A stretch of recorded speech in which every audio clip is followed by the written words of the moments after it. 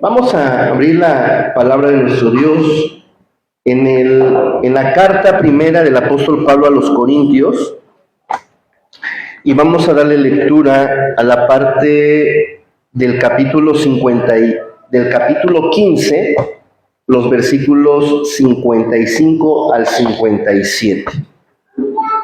Primera de Corintios, Primera de Corintios, capítulo 15, 55 al 57. 55 al 57. ¿Lo tenemos? Así como están sentados, hermanos, a menos de que se me estén durmiendo, se pueden parar, ¿vale?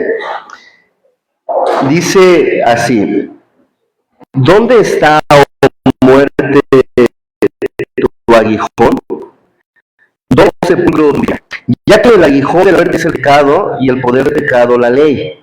Mas gracias sean dadas a Dios, que nos da la victoria por medio de nuestro Señor Jesucristo. Amén. Una vez más. ¿Dónde está, oh muerte, tu aguijón? ¿Dónde, oh sepulcro, tu victoria? Ya que el aguijón de la muerte es el pecado, y el poder del pecado la ley. Mas gracias sean dadas a Dios, porque nos ha dado la victoria por medio de nuestro Señor Jesucristo. Amén. Oremos. Señor, habla a nuestro corazón. Que tu palabra, la cual es viva y eficaz, venga a redarguir nuestra vida, venga a confrontarla. Pero también, Señor, te suplicamos que como es el pan, el maná, te suplicamos, Padre, también que sacie nuestro corazón, que conforte nuestra alma. Y como tu palabra es verdad y dirección en nuestra fe y la única regla a la cual se acata nuestra vida, te suplicamos que nos enseñes tu voluntad a través de tu palabra. En el bendito nombre de tu Hijo Jesucristo, te lo suplicamos, Señor. Amén. Fíjense, hermanos, que, por ejemplo, en la versión de las Américas, en la versión NBI, que es la versión internacional, utilizan otro lenguaje. Por ejemplo, en las Américas lo pone al revés, dice: ¿dónde está, oh muerte, tu victoria? ¿Dónde, oh sepulcro, tu aguijón? Lo pone al revés. Y entonces, si vamos, por ejemplo, a la nueva versión internacional, ahí dice, por ejemplo: ¿dónde está, oh muerte, tu victoria? ¿Y dónde está, oh muerte, tu aguijón? Ahí no ponen sepulcro. Ahí otra vez la parte muerte en lugar de sepulcro. Entonces, teniendo esta idea, podemos entender que es como en un alacrán. Todos conocemos los alacranes, ¿no?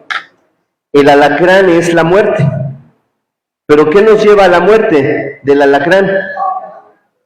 Su aguijón, porque el aguijón es donde tiene el veneno. Entonces, esta es la idea. Si existe la muerte, es por el pecado. Y si sabemos del pecado, es gracias a que existe la ley. Porque Pablo dijo: yo no sabría que pecado es codiciar, hasta que la ley dice: no codiciarás. Hasta entonces entendí que el codiciar era pecado. Y bueno, entonces entendemos que está hablando aquí del poder que tiene la muerte, gracias a que nosotros somos pecadores. Y somos pecadores porque no cumplimos con la ley de Dios. Cuando Dios creó a Adán y a Eva, le dio una ley, le dio una orden. La orden era: de todo puedes comer, de todos los árboles que da fruto, semilla, flores y demás. Éramos de hecho herbívoros. A los animales también les dijo: pueden comer de toda hierba, de toda planta y demás. Pero al hombre le dijo claramente, le puso una prohibición. Le dijo, de todo árbol puedes, menos del que está en medio, el árbol de la ciencia del bien y del mal. Esa es la ley. El día que tú comas, las consecuencias de no cumplir con la ley. El día de que tú comas, ciertamente morirás. Y esa muerte irrumpió en la creación cuando Adán y Eva comieron del árbol que Dios dijo, no comas. El hombre entonces pecó. Y ese es el aguijón, el pecado. ¿Y a dónde nos lleva el pecado? A la muerte. ¿Y qué es la muerte? En primera instancia es la separación, es la enemistad entre Dios y nosotros. A partir de ahí, el hombre se sintió avergonzado y tuvo miedo. Cuando pecaron, se vieron el uno al otro y sintieron vergüenza porque se vieron desnudos. Habían experimentado algo que nunca habían experimentado en su vida desde que Dios los había creado: malicia, morbosidad. Y entonces ellos, avergonzados de verse, corrieron y se taparon. De hecho, el hombre sigue haciendo lo mismo. Cuando comete pecado, el pecado lo lleva a avergonzarse de una manera incluso inconsciente. Y por eso las personas que pecan se esconden. Algunas son descaradas, es verdad, pero la mayoría, cuando peca, esconde su pecado, trata de cubrir su pecado porque en cierta forma en lo más interior de él le avergüenza, sabe que ha cometido un error. Y eso también dice en el libro de Génesis que cuando Dios llama a Adán y a Eva diciéndoles, ¿dónde están? Ellos entonces se escondieron. Ojo, primero, no es que Dios no supiera dónde estaban, Dios sabía dónde estaban geográficamente, pero Dios hace la pregunta no geográficamente, sino espiritualmente. ¿Qué ha pasado con ustedes? Y entonces ellos contestaron, nos dimos cuenta que estábamos desnudos, tuvimos vergüenza, tuvimos miedo y nos escondimos. Dios dice, como si no supiera, ¿y quién les dijo que estaban desnudos? Han comido del árbol que yo mandé que no comiesen. A partir de ese momento hay una separación en esa relación que tenía Adán, Eva y Dios. Antes del pecado, Adán y Eva y Dios caminaban juntos en el huerto, hablaban el uno al otro, se conocían. El cuerpo de Adán, el cuerpo de Eva eran perfectos, inmortales. Y además, dice en las Sagradas Escrituras, buenos y en gran manera. Así que, cuando el apóstol Pablo aquí en la primera carta a los Corintios dice, ¿dónde está, oh muerte, tu aguijón? ¿Dónde, oh sepulcro, tu victoria? Es una pregunta, no es una afirmación, porque ha acontecido algo. Esa muerte que vino a transformar la creación perfecta de Dios, ahora está siendo cuestionada. Y se cuestiona, ¿dónde está tu victoria? ¿Dónde está tu poder? ¿Dónde está tu fuerza? ¿Dónde está tu autoridad? Hermanos, el apóstol Pablo responde más adelante, explicando que si hay muerte es porque hay pecado. Y si hay pecado es porque hay ley. Pero nosotros, dice que somos vencedores, hemos vencido a la muerte, no por nuestro mérito, sino por el mérito de Cristo.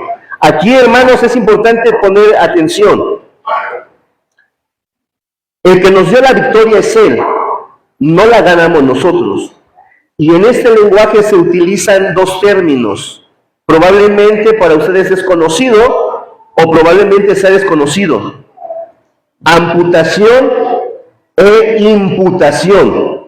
Amputación es cuando nos cortan una mano, un pie, nos amputan.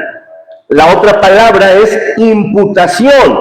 La imputación es cuando nos ponen. Entonces, en un lenguaje legal, A Cristo se le imputaron nuestros pecados y de Cristo se nos imputó su justicia.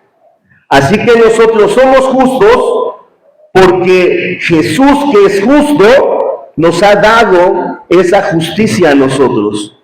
Y si Él murió en la cruz del Calvario como pecador, siendo justo, es porque tomó nuestros pecados, los hizo suyos y pagó esa deuda que nosotros nunca hubiésemos podido pagar.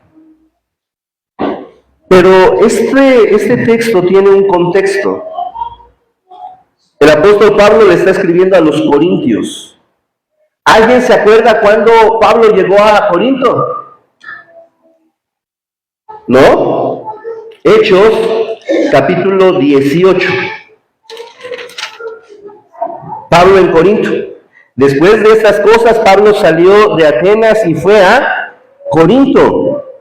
Y halló a unos judíos llamado Aquila, natural de Ponto, recién venido de Italia, con Priscila su mujer, por cuanto Claudio había mandado que todos los judíos saliesen de Roma, y fue a ellos. Fue una orden que este gobernador llamado Claudio había dado, y entonces Pablo salió de Roma y se dirigió a Corinto. Ahí estuvo trabajando con este matrimonio un buen tiempo. Dice que ahí pasó 1 año 6 meses aproximadamente. Versículo 11. Y se detuvo allí 1 año 6 meses enseñándoles la palabra de Dios. Pablo utilizaba las sinagogas de los poblados de las ciudades para enseñar la palabra. Es como si nosotros utilizáramos la capilla, alguna capilla, y entráramos a la capilla y entonces habláramos del Evangelio. Pablo usaba las sinagogas para hablar del Evangelio. Pablo llevó el Evangelio a Corinto. Y en los primeros versículos del capítulo 15 del libro de la carta de Corintios, Primera de Corintios capítulo 15, ahí lo dice él. Y ahí entramos a nuestro primer punto, el Evangelio que predicamos. Versículo 1, versículo 2 del capítulo 15. Además os declaro, hermanos, el Evangelio que os he predicado. ¿Quién está hablando?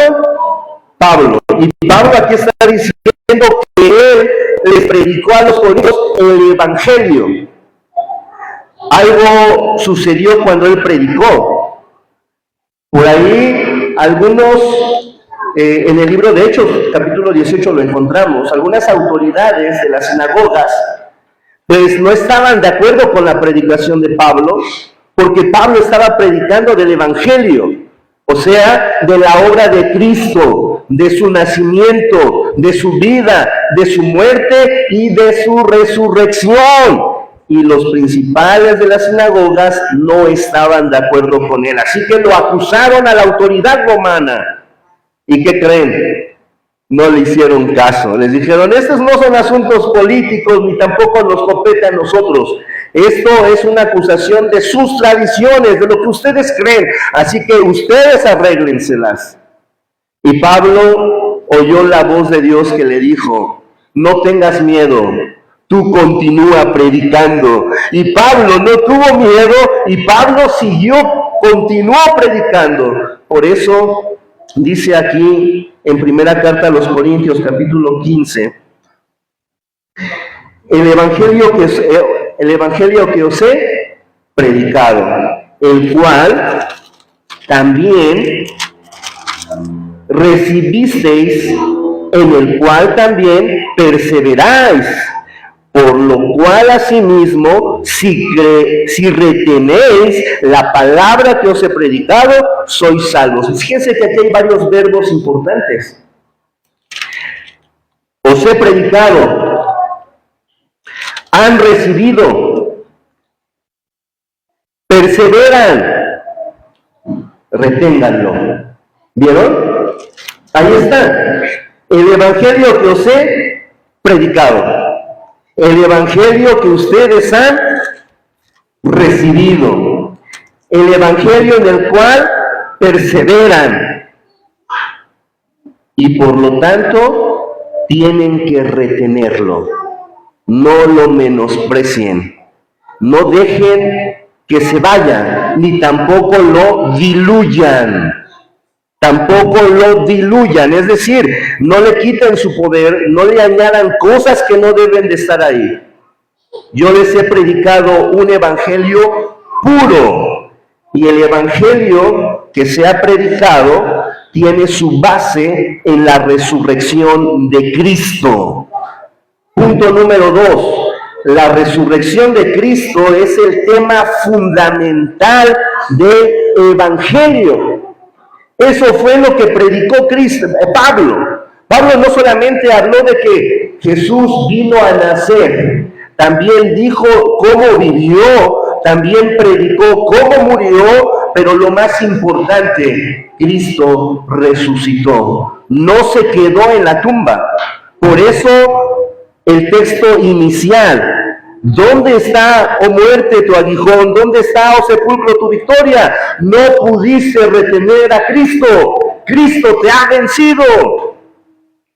Así que fíjense en los versículos que continúan, del versículo 3 al versículo 11, Pablo va a hablar acerca de la resurrección de Cristo y va a poner testigos, porque es importante los testigos para que nos demos cuenta que eso no es solamente una fábula, algo que contaron y que probablemente no existió. Pues para que no quede duda, Pablo va a mencionar nombres de personas históricas que estuvieron allí y que pudieron dar testimonio de ello. Fíjense, porque primeramente os he enseñado lo que asimismo recibí, que Cristo murió. ¿Que Cristo qué? Que Cristo murió. ¿Por quién? Por nuestros pecados. Cristo murió por nuestros pecados. Entiéndase, Cristo era justo y no tenía pecado. Así que un justo sin pecado no puede morir. Sin embargo, Él se imputó nuestra maldad, nuestro pecado, y por nosotros fue juzgado como pecador. Fíjense, aquí me encanta esta frase. Se dice, Cristo murió por ti, y se oye muy romántico. Pero ¿qué tal si decimos, Cristo murió por tu culpa? Ya no se oye romántico, se oye agresivo, ¿sí o no? Cristo murió por tu culpa. Se oye agresivo, pero ¿qué creen? Es la verdad. Él no merecía la muerte. Y si murió, fue por mi culpa. Así que cada vez, hermanos, que nosotros pecamos, cada vez que nosotros nos alejamos de Él, menospreciamos el sacrificio que hizo por nosotros. Es como cuando nosotros como padres damos todo lo mejor a nuestros hijos y nuestros hijos no valoran lo que les damos. Cuando nosotros fallamos a Dios, no es que perdamos nuestra salvación. Cuando nosotros pecamos, no es que ya estemos condenados. Lo que sucede es que lastimamos a Dios, menospreciamos su muerte, y entonces resistimos al Espíritu Santo, y por eso dice la Escritura que el Espíritu Santo gime con gemidos indecibles, un gemido profundo por nosotros, porque nosotros seguimos ofendiendo a nuestro Dios con nuestras malas actitudes y con nuestros pecados constantes. Sigue diciendo que fue sepultado. Y dense cuenta, hermanos, que no va a abundar en ese tema. No va a abundar en el tema intermedio entre la muerte y la resurrección. No lo va a hacer. Y no lo va a hacer porque no quiere confundir más a los corintios, no los quiere confundir más, porque los corintios, hermanos, un punto importante aquí, son una ciudad que pertenece a Grecia. Es una ciudad que pertenece a Grecia. Los corintios son helénicos, es decir, tienen la cultura griega, pero también tienen la cultura romana. Y usted me puede decir, ¿y eso qué, hermano? ¿Qué significa eso? ¿Qué hay de eso? Bueno, hago un paréntesis. Hace algunas semanas, creo que la primera semana, cuando empezamos con hablar acerca de la reforma y hablar acerca de la muerte, porque recordemos que estamos en un mes en el que el mundo celebra a la muerte y nosotros celebramos la reforma. Entonces hemos juntado esos dos temas y ya hablamos de que dentro de los judíos había una secta que no creía en la resurrección. ¿Se acuerdan? ¿Qué secta era? Los saduceos. Los saduceos eran una secta judía que no creían en la resurrección. Ojo, no son griegos, no son romanos, son judíos que niegan la resurrección. Y ya hablamos cómo Cristo rompe con esa creencia. El día de hoy estamos hablando de una comunidad cristiana en la ciudad de Corintio formada por judíos y por griegos. Judíos y griegos que sí creían en la resurrección. Pero, ojo, ¿creen en la resurrección? Sí, creen en la resurrección. Y por eso hace rato en mi intervención yo decía, hay que tener mucho cuidado porque yo puedo malinterpretar un texto. Eso se le llama eisegesis, meterle mi influencia a un texto. Por ejemplo, la ley dice, amarás a tu prójimo como a ti mismo.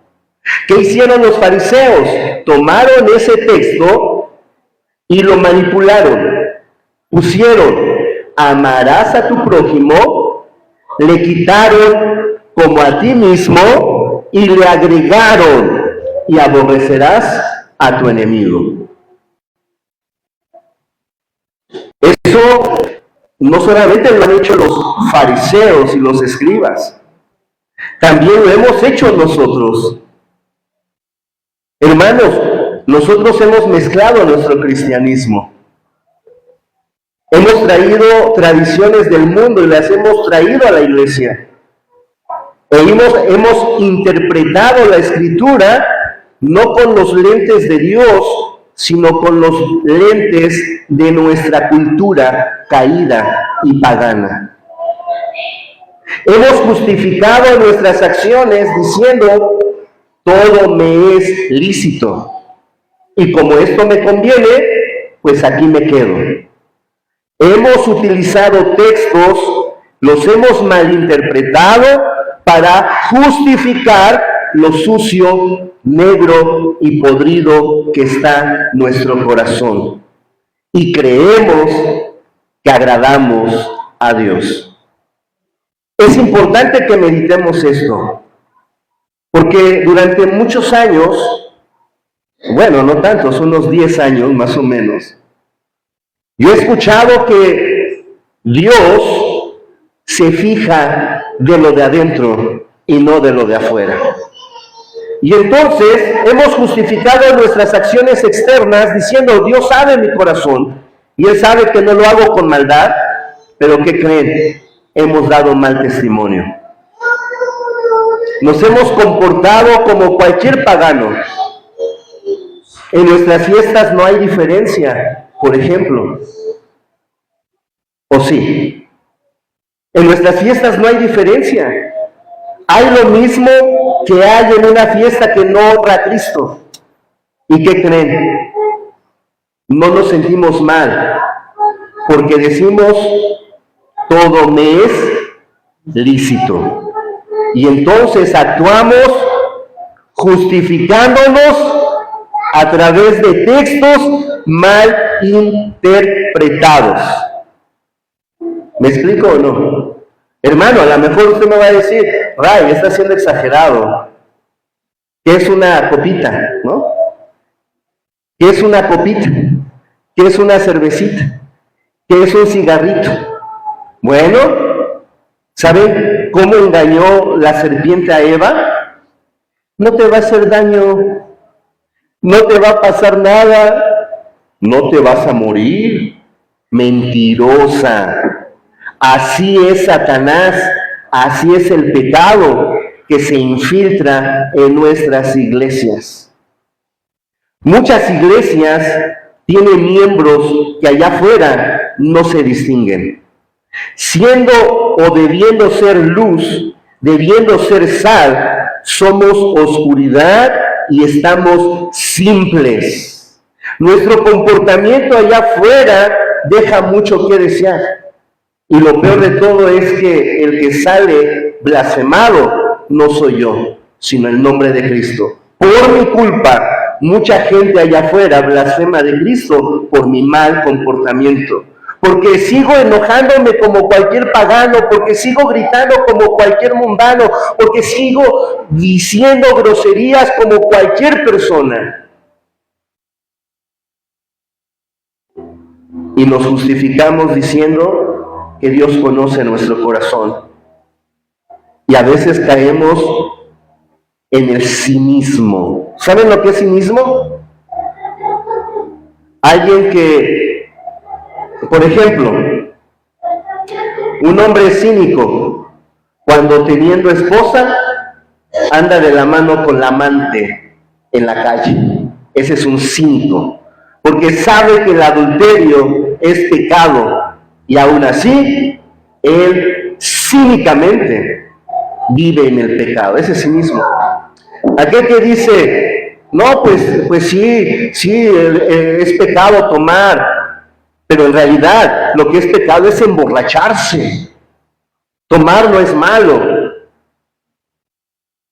Una ocasión, yo vi a un amigo que es cristiano, estar en la esquina tomando con sus amigos. Yo lo vi de lejos y la verdad no lo juzgué, simplemente dije, probablemente le falta un poco más a mi hermano, ¿no? No hermano carnal, sino hermano en la fe. No le dije nada, ni me acerqué, es más, ni me acerqué, me dio a mí pena que me dijera, hola hermano Ray, y me metí a la casa. Semanas después fue a la casa y me empezó a hablar, la predestinación no existe. Nosotros tenemos que elegir a Dios, nosotros aceptamos o negamos a Dios. Y empezó a atacar lo que yo creo, la verdad de Dios, la escritura de Dios, y siguió, y la verdad es que llegó el momento en el que yo dije, ¿qué hago? Pues le tengo que desenmascarar su ídolo. Le dije, mira hermano, si realmente tú crees eso, da buen testimonio allá afuera. Si realmente tú crees que tú eres el que eliges, elige y da buen testimonio allá afuera. ¿Qué estabas haciendo con estos muchachos? No se veía diferencia. ¿Tú crees que si tú les hablas del amor de Cristo y de la verdad de Cristo, te van a creer? Por supuesto que no. Te van a decir hipócrita si tú haces lo mismo que nosotros. ¿Saben lo que hizo? Gracias a Dios, Dios le habló en su corazón y dijo, tienes razón, tienes razón. Y se fue. A partir de ahí jamás me volvió a decir nada, pero ¿qué creen? Jamás lo volví a ver en la esquina con sus amigos. Gloria a nuestro Dios. Tengamos cuidado, hermanos, porque nosotros mismos podemos estar practicando cosas que a Dios no le agradan y pensar que no estamos haciendo ningún mal. ¿Saben cómo nos justificamos a veces? Es que yo digo lo que digo porque yo soy bien sincerote. ¿Y qué creen? Dice el Señor, ten cuidado, dice en Santiago, oye más y habla menos. Porque en otro pasaje de la Escritura dice, de toda palabra ociosa daremos cuenta. Así que eso de yo soy bien sincerote, yo digo lo que digo, y eso, o el otro, ¿no? Yo soy bien enojón. Y entonces para justificar mi pecado, digo, ¿qué digo? Es que el celo de Jehová me consume. ¿Cuál es el celo de Jehová? Tú eres enojón, no has cambiado, no eres tolerante, no amas. Luego te erizas, ¿no? Te alteras, te alteras. Tengamos cuidado, hermanos, porque podemos estar fallando allí. Dice aquí, Cristo murió por nuestros pecados conforme a las Escrituras y fue sepultado y resucitó el tercer día. ¿Vieron? No se quedó ahí quieto en el sepultado, no se quedó ahí, sino avanzó. Y avanzó porque no quería confundir a los cristianos que tenían mentalidad griega. ¿Qué creían ellos? ¿Qué creían ellos? Ellos creían que sí, que Cristo había resucitado, pero no con un cuerpo. Y eso, hermano, bueno, ahí viene la influencia griega. Los griegos creían que el cuerpo era mundano, imperfecto, una copia mal hecha de lo ideal. Y lo ideal era lo espiritual. Así que imagínense, de los griegos hemos heredado ese dualismo secular sagrado. Y de los griegos hemos heredado a malinterpretar también nuestra composición. Hemos tenido dos influencias importantes para definir qué somos.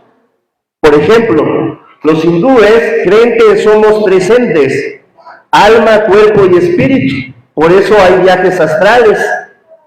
El alma y el cuerpo toman al espíritu para que viajen. El alma y el cuerpo tienen castigo, mas el espíritu es liberado. Así que de ahí hemos aprendido que el hombre tiene cuerpo, alma y espíritu. Y de los griegos hemos heredado que nosotros tenemos alma y cuerpo. Y que el cuerpo es mundano, feo, cochino, y que lo divino es el alma.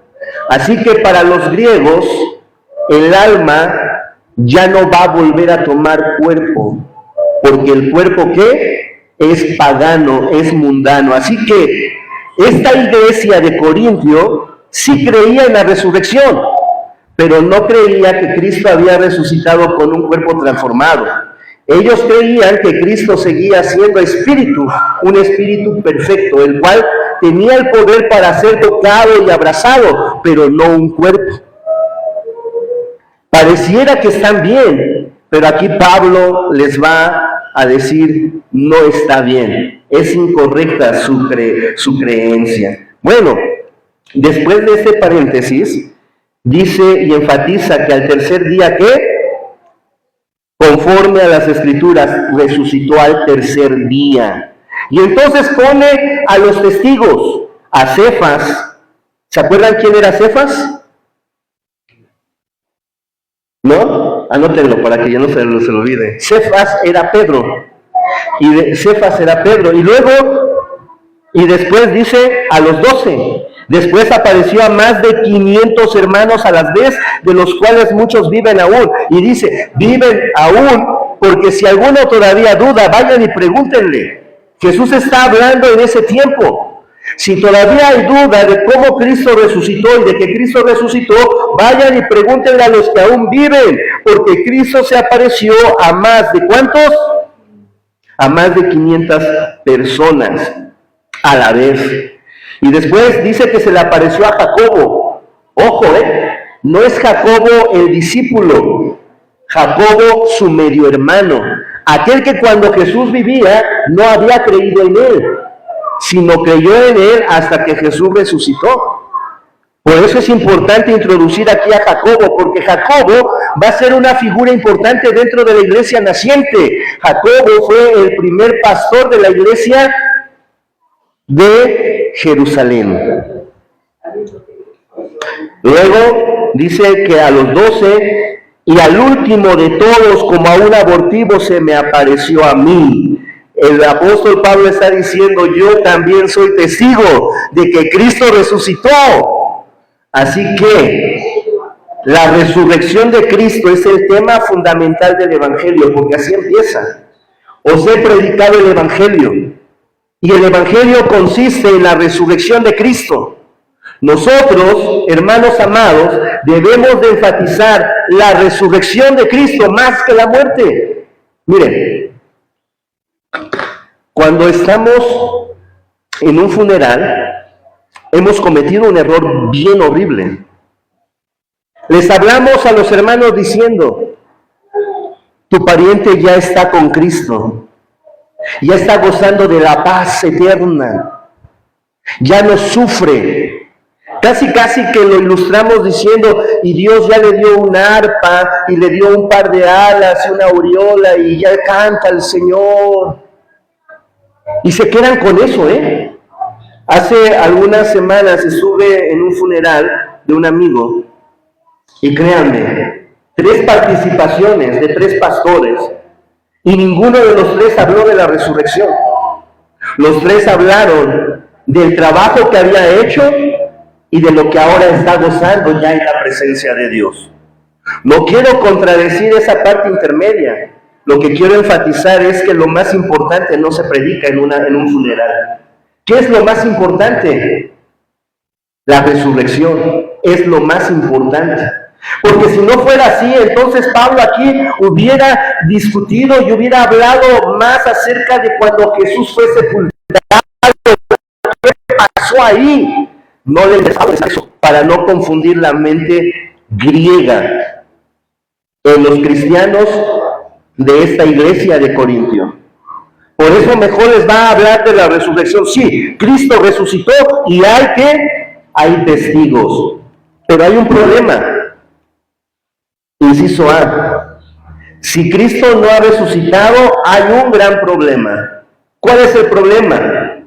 12 al 19 nos dice, pero si se predica de Cristo que resucitó de los muertos, ¿cómo dicen algunos entre vosotros que no hay resurrección de muertos? Porque si no hay resurrección de muertos, tampoco Cristo, ¿qué? Tampoco resucitó. Y si Cristo no resucitó, versículo 14, y si Cristo no resucitó, vana es entonces nuestra predicación, vana es también nuestra fe. ¿Se dan cuenta de cuán importante es predicar la resurrección más que el intermedio? Porque ahí viene una pregunta. Si ya estamos con Cristo, ya le vemos cara a cara y ya gozamos de su presencia, ¿para qué resucitamos? ¿Para qué resucitar? Ya estamos con Él. Ya gozamos de su presencia. Ya le vemos cara a cara. Por eso tenemos que redefinir y tenemos que meditar un poco en ese tema. Lo que dice es correcto. ¿Cómo lo interpretamos es lo incorrecto? Regresando entonces a la resurrección. Si Cristo no resucitó, vana es nuestra fe. Y entonces nuestra predicación carece de sentido. ¿Qué le da sentido a nuestra predicación? Cristo resucitó. Y somos hallados falsos testigos de Dios, porque hemos testificado de Dios que Él resucitó a Cristo, al cual no resucitó. Si en verdad los muertos no resucitan, porque si los muertos no resucitan, tampoco Cristo resucitó. ¿Pero qué creen, hermanos? Hay una verdad. Cristo es la garantía de la resurrección. Por eso Pablo empieza diciendo, hay testigos de su resurrección. Y ahora en los versículos 20 al 34 del inciso B, Cristo es esa garantía. Veamos qué dicen estos versículos 20. Mas ahora Cristo ha resucitado de los muertos. Y vea lo que dice, primicia de los que durmieron.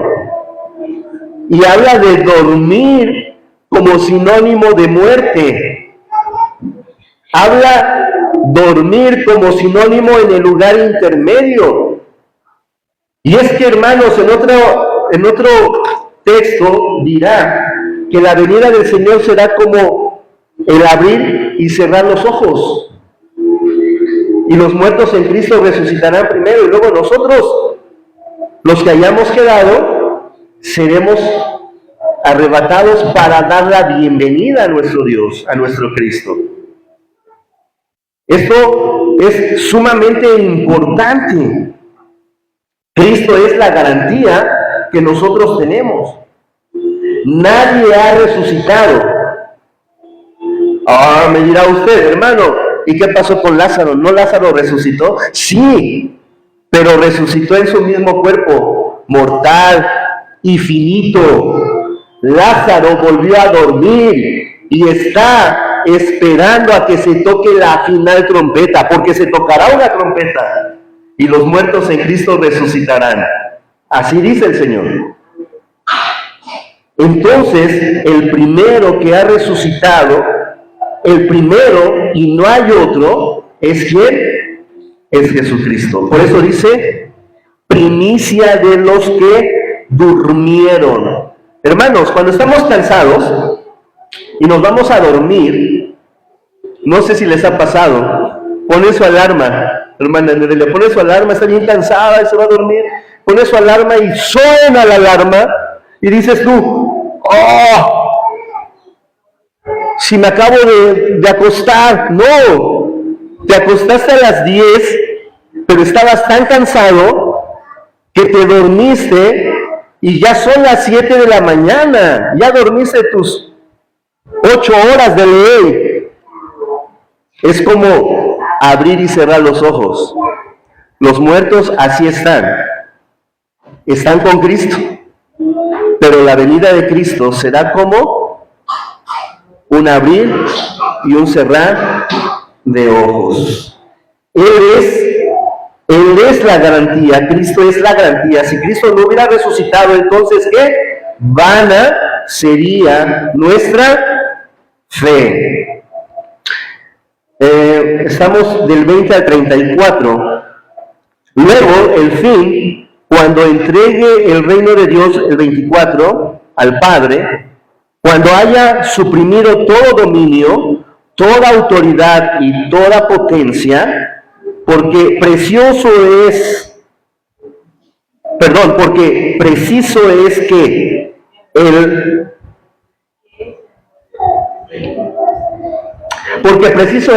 reine. ¿Sí? ¿Hasta qué? Hasta que haya puesto a todos sus enemigos debajo de sus pies. Y el postrer enemigo, el postrer enemigo que será destruido es ¿quién? Por eso dice aquí la pregunta de nuestros textos iniciales: ¿dónde está, oh muerte, tu aguijón? ¿Dónde está, oh muerte, tu victoria? Porque aquí Pablo dice, el postrer enemigo vencido será la muerte. Cuando todos resucitemos, en ese momento ya no habrá muerte. ¿Y qué creen, hermanos? ¿Todos vamos a resucitar? Sí. ¿Buenos y malos? Buenos y malos, sí. Y es importante meditar aquí en este momento. Todos vamos a resucitar, buenos y malos. El problema es que los que han creído en Cristo, resucitarán para vida.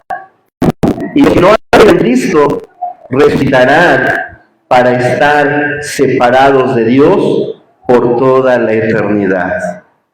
¿Alguna vez tú te has sentido abandonado por Dios? No quiero decir que Dios te haya abandonado. Lo que estoy preguntando es, ¿tú te has sentido abandonado por Dios? ¿En algún problema? en alguna situación difícil? ¿Ha sentido su ausencia? Y repito, no es que Él esté ausente, ese es mi sentir. Cuando pecamos, cuando nos alejamos, cuando viene un problema, cuando viene una enfermedad de la cual nosotros no tenemos control, cuando el médico nos dice es incurable, o cuando nos dan una noticia, tu familiar al que tú amabas se acaba de morir. Te sientes pequeño en un mundo enorme y hasta llegas a desmayarte. Ahora imagínate sentir eso por toda una eternidad, ausente de Dios, sin paz, sin consuelo, sin Cristo. Pues para eso van a resucitar los que no se rindan a Jesús. Pero nosotros, los que nos hemos rendido a Cristo, vamos a resucitar para estar con Jesús toda la eternidad. Él es nuestra garantía. Ellos decían, sí creemos en la resurrección, pero estaban influenciados por los griegos y decían, pero no va a haber cuerpo, porque el cuerpo es cochino, es malo, es pecador, es horrible, es imperfecto. No alcanzan a entender cómo es que Cristo resucitó y qué cuerpo es el que Cristo tiene. Punto número 3, la gloria del cuerpo resucitado. Versículos 34 al 54. Velad debidamente y no pequéis, porque algunos no conocen a Dios. Para vergüenza vuestra lo digo. Fíjense, ¿a quién está hablando? Están siendo ignorantes. Sí, están aquí en la iglesia. Pero no se entienden. Ignoran la verdad.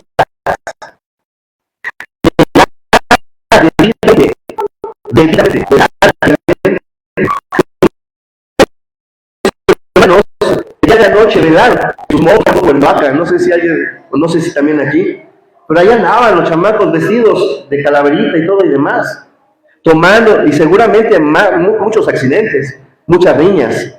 Ellos estaban velando, pero no como Dios quiere que velemos. Podemos estar velando nosotros y pensar que estamos haciendo bien, pero no. Estamos satisfaciendo nuestro yo en lugar de velar conscientemente en Cristo. Por eso dice aquí, velar debidamente. O sea, no te desveles nada más porque sí. Si vas a velar, que sea debidamente. Y no pequéis, porque algunos no conocen a Dios, para vergüenza vuestra lo digo. Claro, imagínate, hermano, que alguien te diga, hermano, ¿cuántos años llevas en el Evangelio? No, pues llevo 50 años en el Evangelio. Pues gloria a Dios. ¿Crees en la resurrección? ¿Qué? ¿De qué me habla, hermano? ¿No cuando nos morimos ya nos vamos al cielo y ya estamos allá con Dios? ¿Y ya? ¿Ahí se acaba todo? Pues no, hermano. Hay resurrección. Eso es lo que estaba diciendo Jesús. Digo, Pablo. Pero dirá alguno, ¿cómo resucitarán los muertos? ¿Con qué cuerpo vendrán? Hay confusión. Y Pablo utiliza una palabra fuerte, dice necio.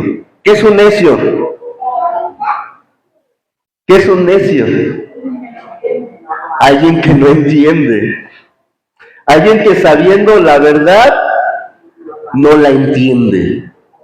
No lo hace. Está bien, hermanita. Dice, necio, lo que tú siembras se vivifica si no muere antes. No se vivifica si no muere antes. Va a poner la ilustración de una semilla. Y lo que se siembra no es el cuerpo que ha de salir, sino el grano desnudo, ya sea de trigo o de grano. ¿Qué está diciendo? Tú siembras un maíz. Ese es el grano desnudo. ¿Acaso nace un maizote? No, ¿qué es lo que nace? nace una milpa o una varita, ¿no? Una caña. ¿Es lo mismo esa caña que el maíz? No, esa caña tiene otros componentes.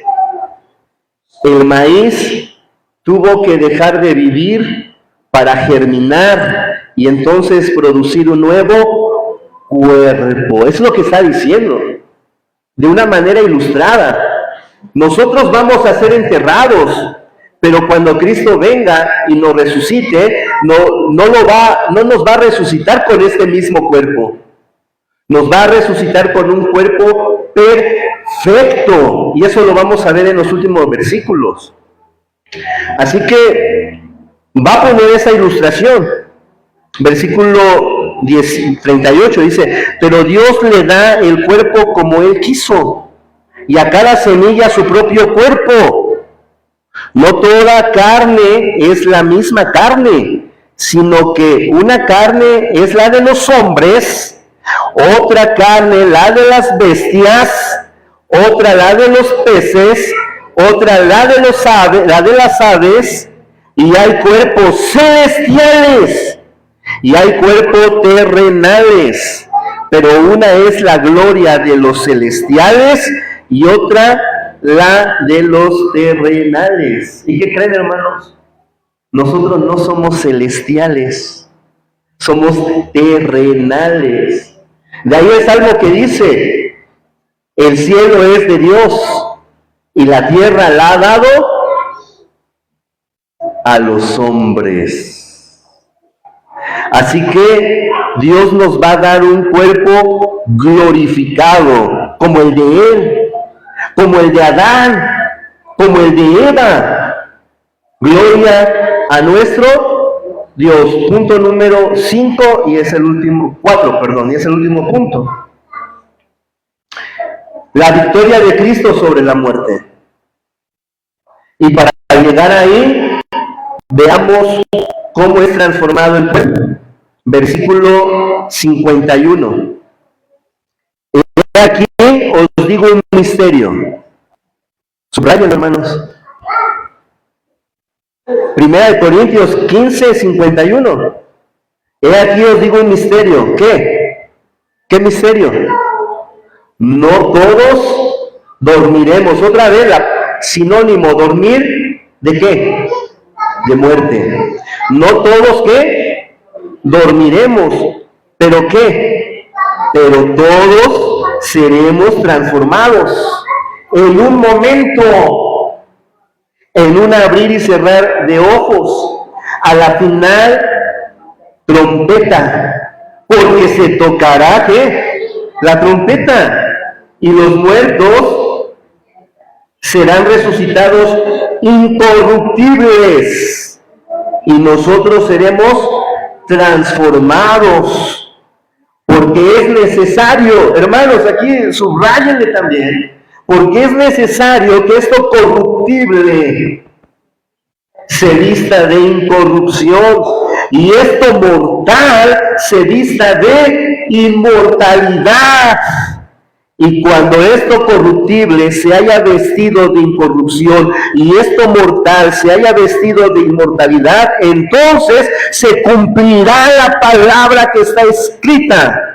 Sorbida es la muerte en victoria. O sea, la muerte ha sido derrotada, ha sido absorbida, ha sido quitada, ha sido borrada. Gloria a nuestro Dios. Por eso el punto número último, 4, le hemos puesto como el tema la victoria de Cristo sobre la muerte. ¿Dónde estaba muerte tu aguijón? ¿O dónde estaba muerte tu victoria? Porque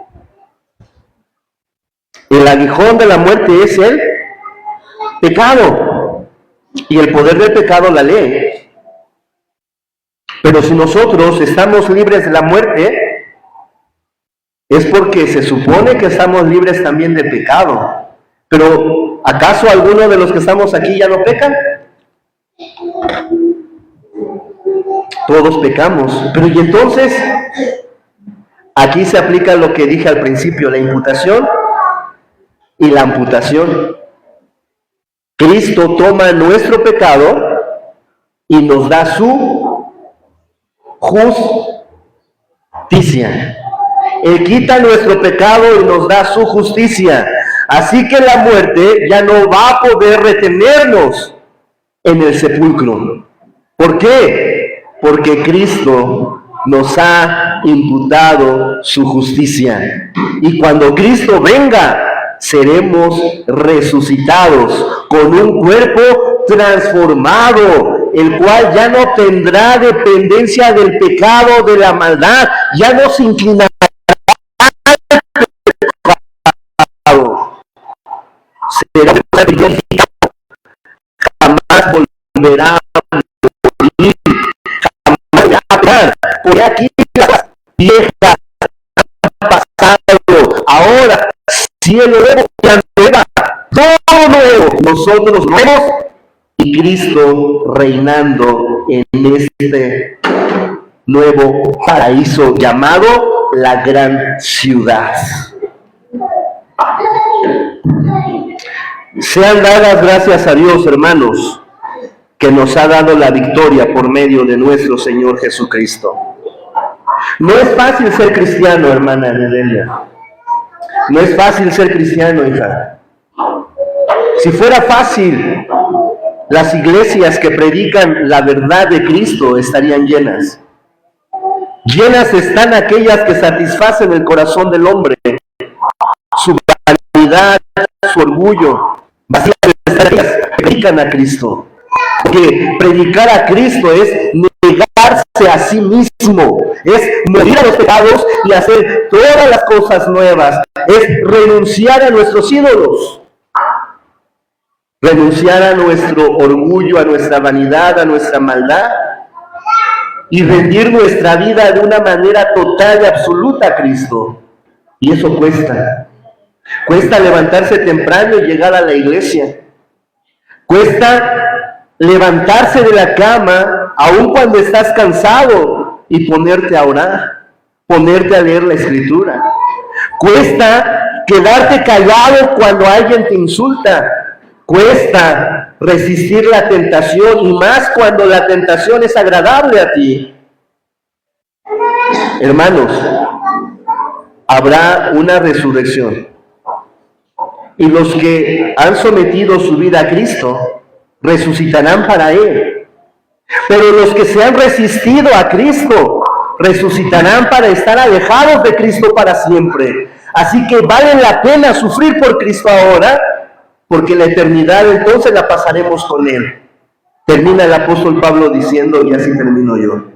Así que, hermanos míos amados, estad firmes y constantes, creciendo en la obra del Señor siempre, sabiendo que vuestro trabajo en el Señor no es en vano. Nuestro trabajo en el Señor no es en vano. Aunque nadie nos vea, aunque nadie nos diga, qué bien lo has hecho, aunque nadie sepa que muchas veces llegamos sin comer, sin descansar, cansados, enfermos, con dolor, nadie, aunque nadie lo sepa, ¿qué creen? Él sí lo sabe. Y el más importante que lo sepa es Él. Y Él dice que no será en vano todo sacrificio que hagamos en su nombre. Meditemos, hermanos, en lo que acabamos de escuchar. Que el Señor bendiga nuestro corazón y que algo del mensaje de hoy lo aplique a nuestra vida, para que saliendo de aquí no seamos los mismos que entraron en la mañana. Amén. Oremos. Padre,